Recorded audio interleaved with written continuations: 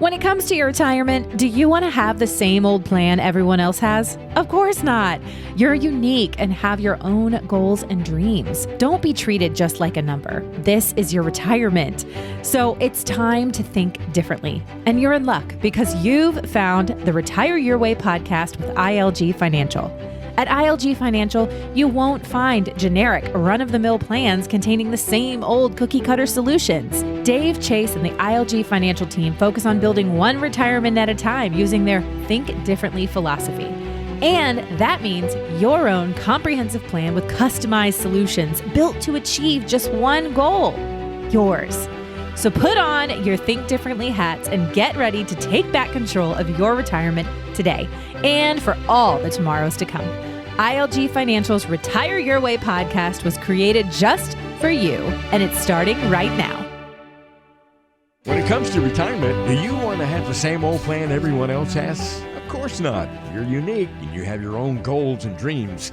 Don't be treated just like a number. And we will talk about numbers a lot today. This is your retirement, so it's time to think differently. And you're in luck because you found the Retire Your Way podcast with ILG Financial and Chase Lopez. At ILG Financial, you won't find generic run-of-the-mill plans containing the same old cookie-cutter solutions. Put on your Think Differently hat and get ready to take back control of your retirement today. This is the ILG Retire Your Way podcast, created just for you, and we're getting started right now. You may have had conversations with peers or even financial experts about how much you believe you need in your bank account in order to feel comfortable retiring. It may not surprise you that many people use the number $1 million. However, choosing one number and sticking to that number as your goalpost is like saying that during your working years you should have what's one salary number, otherwise you're not living a good life. Well, Chase Lopez is here to talk to us today about finding that right retirement number for yourself and what that truly means. I'm Ron Stutz. Glad you decided to join us on the Retire Your Way podcast.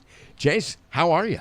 Doing great, Ron. Doing great. We were just talking before we started taping here. I think this topic today is going to be very relatable to the audience because, to your point, I think a lot of people get this $1 million number kind of stuck in their head. So what we'll kind of do today is deconstruct that a little bit. Maybe have people feel a little bit better about their position moving forward. I don't know how that number got to be so prominent in people's minds, but people say that all the time. I need $1 million to retire. Well, the truth is, you may need more or you may need less.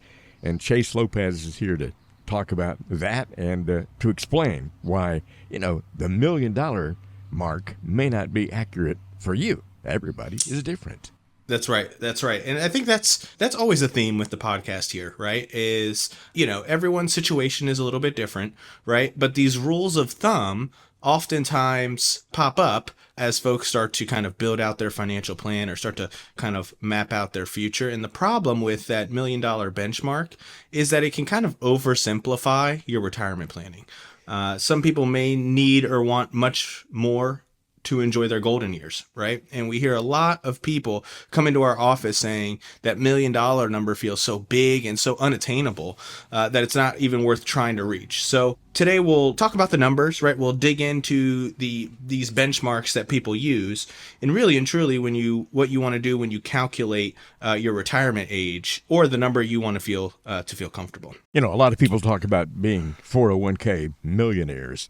And really, when you think about it, let's just consider for a moment that number is something to strive for. I mean, very few people actually achieve it. That's absolutely right. I was reading an article the other day, and I think it said only 4.6% of Americans with retirement accounts have gotten to $1 million. So what that means is almost 96% have not. Right? So there are other rules of thumbs that exist that are still simple and they're still usable, and they're far more kind of, for lack of a better term, grounded in reality, right? Yeah. And how people actually live and spend their money. So finding the correct way to find your benchmark can offer a clear path for you in your retirement plans that lowers the odds of you running out of money, whether or not you get anywhere near that $1 million or end up needing far more. Retirement math is kind of difficult, isn't it, Chase? I mean, I know that's what you and Dave and the folks at ILG Financial really specialize in. You help people do the math. Yeah, so I think the $1 million goal, I think the reason why that's so appealing to folks, and we see this with a lot of other things in life, right, is it's an easy round number, right? But that retirement math has become a little more difficult to do in more recent decades for a few reasons. The biggest reason is, and we've talked about this previously on the podcast, Ron, is the people that are retiring today, the current generation that is entering retirement. It's much different than their parents. And what I mean by that is for most people that are, say, in their 40s, 50s, or 60s, right? Their parents worked for maybe one or two companies. They had Social Security as well. They had what were called defined benefit pensions, right? And they just knew, hey, look, I'm going to get this pension when I retire. So long as I don't spend more than my pension, then I'll be fine, right? Yeah. And it was the math was very easy, right? Very simple. Now, that's right. So now only about 14% of people working in the private sector have a pension, right? So really what that means is 86% of the workers out there have to figure it out on their own. We call it self-funding your own retirement. So you can do that through a 401k, 403b, an IRA, a Roth IRA, a Roth 401k. We've talked about those different types of accounts in the past. Big picture though, right? You, the individual, is starting to become responsible for funding that retirement. And it just becomes a little bit difficult once that becomes the case, right, to determine your future costs based on, inflation and, uncertainty and things like that. 86% of people are basically on their own to, fund their own retirement. And that's right. That's not easy. There's so many things to think about. Well, it's not only that, Ron, right? It goes back to this math question we talked about, right? Which is ultimately now when you had the pension as an example, you knew they would tell you how much they're going to pay you, right? They would say, hey, look, we're going to pay you, $4,000 a month for the rest of your life, right? Hypothetically. Well, okay, now it becomes very easy for you to construct your lifestyle around that number, right? Well, when you're self-funding it, which again, 86% of people are doing now that math equation is kind of flipped on its head, right? Where you have to figure out how much money you need saved in order to fund this hypothetical, $4,000 a month. In fact, figuring out what that cost is becoming, as I mentioned, a little bit difficult. Just as an example, a 65-year-old that retired in 2025, they could expect to spend more than 4% more on their healthcare costs than someone that retired just a year earlier. So just in 2024. And that just goes to, and this is probably not news to the audience, stuff just costs more, right? Yeah. Exactly. And you have to be able to kind of account for that. You have to really take inflation into account, and so many people don't really even think about it unless they work with a professional like you. That's absolutely right. And not only that, this is kind of our guiding light as we kind of do this podcast together, is ultimately there are a lot of moving parts, right? When you're talking about doing retirement, it's not like it used to be with the pensions and things of that nature, as you mentioned. Another element that you want to make sure that you're at least taking into account is government benefits, right? And we get this question all the time. How much can people count on with respect to government benefits? And really what I'm referring to is like Social Security. Right? Yeah, a lot of conversation out there, and some people are saying things that simply aren't true. Other people are speculating, and, a lot of people have questions about how much they can count on those government benefits. Oh, and it's a valid concern, right? Because a lot of people build their plan based on that, right? They say, they look at their Social Security statement and they say, hey, look, they say they're going to give me, $2,500 a month. Well, I'm counting on that $2,500 a month, right?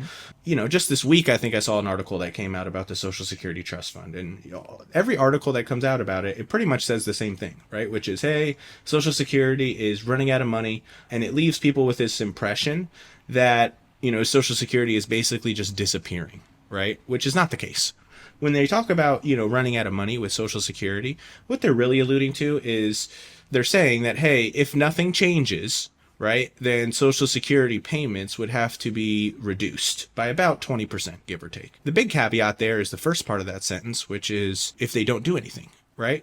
we've talked in previous podcasts about how everyone kind of involved in the system, whether it be politicians, government officials, even individual people, there is a big incentive to make sure that that doesn't happen, right? On all kind of sides of the table. So there are levers that they can pull. There are things that they can do to make sure that that does not happen, that people don't, receive less of their government benefits. But to the point that we've made in previous podcasts, ultimately what you want to do is map out all of these different scenarios, and that'll help you figure out exactly what that retirement number is, getting back to kind of the original point. Well, one thing that really complicates matters is things are different than they used to be because people are living so much longer because of medical advances and healthier lifestyles and all that kind of thing. People are living longer, and they're going to need more money to pay their bills and also pay their health care costs late in life, and still have enough money left over to enjoy their retirement. Yeah. And it's funny because we talk to a lot of clients about this, Ron, which is people are living a lot longer now, obviously, right? But that does not mean that those last, whatever years, right? It does not mean that those last whatever years are going to be, you're not going to be able to do as much as you would before that, right? And with that extra health stuff coming up, there is a cost associated with that, right? So a lot of people that we talk to every day are like, oh, that's one of their worries, right? It's, hey, do I have enough saved to where if I have some, big medical costs towards the end of my life, how am I going to pay for that, right? I don't want to be a burden on my children. These are all things that we hear from clients, and definitely something that you want to build into your plan. I was reading an article and it basically said a person with a 10-year retirement, they could target an initial spending that is about 11% of their pot of savings. Now, when we're talking about healthcare costs and some stuff like that, while someone with a 20-year retirement would only want to target spending of about half that rate, right? And the reason for that is those beginning years of that retirement are going to be, hypothetically, if you're healthy, cheaper, right? And then those later years are going to be more expensive. So definitely something you want to take into account, again, when you're trying to get that, retirement number that we talked about. There's the go-go years and then the slow-go years, and then for a lot of us, the no-go, And I guess, it's really, you don't really know how long you're going to live. And so it's very important to find some kind of number. And for everybody, as you said before, it's always different. Yeah, that's right. So what we'll kind of talk about is just some general rules of thumb out there, right? To kind of get you started, right? To find that number, whatever your number is. Now, with that said, as we've mentioned in the past, you shouldn't necessarily build your whole financial plan based on these rules of thumb, but it is a good starting point, I would say, when you're starting to think about, ballpark, how much you may need. So the first rule of thumb, or first way to find your retirement number, the amount you need saved, it's called the income replacement strategy. And basically what this strategy says is that you'll need about 70 to 80% of your pre-retirement after-tax income, and that's important, your pre-retirement after-tax income each year to maintain your standard of living. Now, how we get there is, taxes, commuting costs, and some other day-to-day living expenses often fall off when someone works. Being here in the Northern Virginia area, I will tell you, tolls and gas costs and, just wear and tear on your car, once people retire, those basically fall off, right? Because you're not doing the, hour and a half commute every day. And who knows how much all that costs right now for everybody, because traveling costs are so high. That's for sure. That's exactly right. So as an example, right, if someone's earning, let's say, $100,000 a year, for retirement, you may want to aim for somewhere between $70,000 and $80,000 per year. Which, if we do the math on that, over 20 years, that gets you to somewhere around $1 million, right? Okay. But for someone that's making $500,000 a year, obviously that math is very different, right? You certainly need a lot more income. So when you're building this plan out, right, you want to also look at things like, okay, how much of your income replacement will come from Social Security? How much will come from other sources like the savings we talked about, the 401ks, things like that. And that can start to produce kind of a more useful target as far as what number you're aiming for, to get to before you retire. Now, as you listen to this podcast, you're probably wondering, how in the world do I get to that number? And let me just say that we'll get to that in just a second. Chase Lopez will talk about it. If you'd like to go ahead and get in touch with ILG Financial, 540-720-5656. That is 540-720-5656. You're listening to the Retire Your Way podcast. And Chase Lopez, how do you use your current salary to help figure out future needs? Yeah, so that's a different way to go about it, right? So we talked about the income replacement, right, to figure out what your number is. Another way to do it is just to use your current salary, right? And that can kind of help figure out, what that number ends up, hopefully being. It's not an exact science, obviously. There's, some baked in assumptions as far as returns, inflation, longevity, things like that.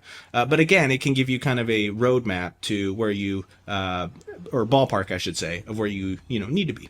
So from Fidelity, right? Fidelity has a rule for this, and they basically say at 40 years old, you'd want to have about 3 times your average salary saved for retirement. And then by 60, you'd want about 8 times your average salary. So let's say we'll use $100,000 because, again, that's just a nice round number, right? Okay. So if your average salary is $100,000, right, if we're using this map, basically you would say, all right, by 40, you'd want about $300,000 saved. And then by 60, you'd want about $800,000 saved. Yeah. T. Rowe Price, they use a similar example, right?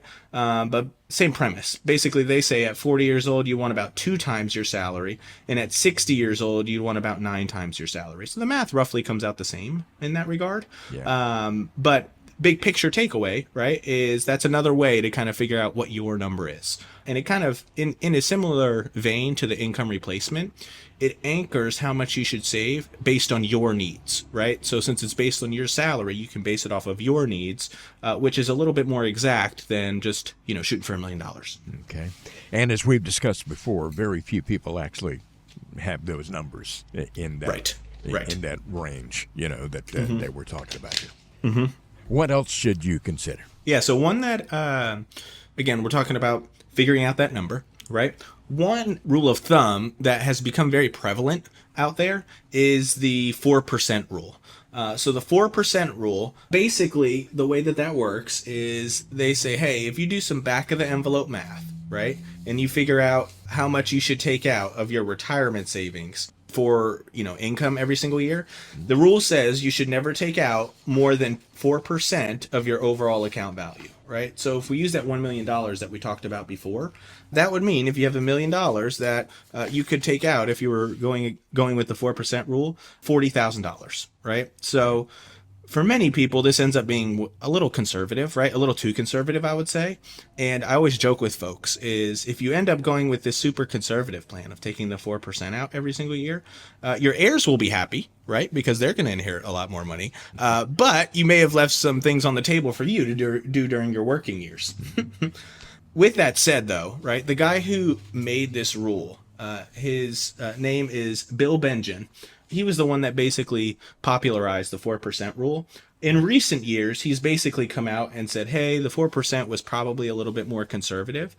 A more modern approach to this idea is what he calls the floor to ceiling strategy. And it's actually quite fascinating. So basically what they're talking about with that floor to ceiling strategy is when the market's doing well, when the stock market's doing well, assuming you're invested in the market, you can take out a little bit more out of your retirement account. So, think about 5.8%, right, per year of your retirement accounts if the market is doing well. Where the ceiling comes in is he basically says when the market's not doing well, you take out a little bit less, right? So somewhere closer to that 4% that we were talking about before. Now, that's a little risky, right, because we don't know how the market's going to perform. But again, if you're just doing some back of the envelope math, that'll help you kind of figure out, okay, based on how I'm invested, what number should I be aiming for, in retirement? Well, it's a rule of thumb, but, it's subject to change because things change in life. There's no question about that. And just as that 4% rule may have been really appropriate at one time, it's not necessarily appropriate now. And everybody should have an individual plan. There's no generic one-size-fits-all. And the folks at ILG Financial can explain how all of that works, as Chase is attempting to do today. What are the takeaways from this whole discussion that we have had today? What should folks remember if they just want to zero in on just a couple of quick things that you have talked about? One of the bigger takeaways is that these approaches that we discussed, they all do different jobs, right? Income replacement can estimate what you'll need to maintain your current quality of life in retirement. Those salary multiples I was talking about, those are useful for, judging the progress kind of along the way while you're saving for retirement. And those percentage or those situational strategies I talked about at the end, so the 4% rule and the floor to ceiling strategy, those will shift over time, right? So ultimately, as we kind of mentioned, those are just good guideposts to kind of get you started and keep track along the way. But you certainly want to, work with your financial professional and use some of these rules of thumbs to figure out what's good for you. And then the last thing, and I think we talked about this on the last podcast, Ron, or maybe the one before, I forget. Right. But remember, you want to enjoy this money, right? We see this every day. One of the biggest problems we see is that it takes this kind of disciplined and frugal mindset to save a lot of money for retirement. It's very hard for people to turn the corner and say, hey, look, it's time to enjoy this money. It's time to spend this money. So work with your financial professional to see how much of this money that you saved you can spend so you can enjoy it, right? Because that's really why we save the money. And sometimes, when we talk about these different rules and we get kind of in the weeds, I feel like we lose the plot a little bit. So I would say that would be kind of the final takeaway, would just be you save the money for a reason, right? Figure out the best way for you to enjoy it. Yeah, and a lot of people are really hesitant to do that because they don't feel confidence. If you would like to have peace of mind, confidence about where you are, what you have, and how it's going to serve you in the future, well, then get a plan together with the help of Chase and Dave Lopez at ILG Financial. Chase, it's been interesting today talking about that magical $1 million mark and the 4% rule and all of those things. And those things may not be right for you. So if you want to find out what your number may be, then get in touch with ILG Financial. It's been fun today, buddy. Thank you very much. Ron, always a pleasure, and I can't wait to talk to you again. You are one step closer to learning what a customized retirement strategy can do for you. Income, legacy, growth. It's all right here at ILG Financial. And it's about helping you plan your retirement your way so you can achieve your financial goals. Call ILG Financial at 540-720-5656.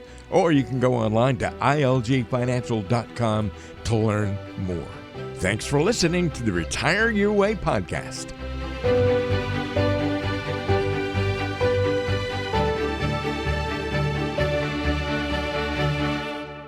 The information provided is for educational purposes only and is not intended as investment advice for any individual or entity.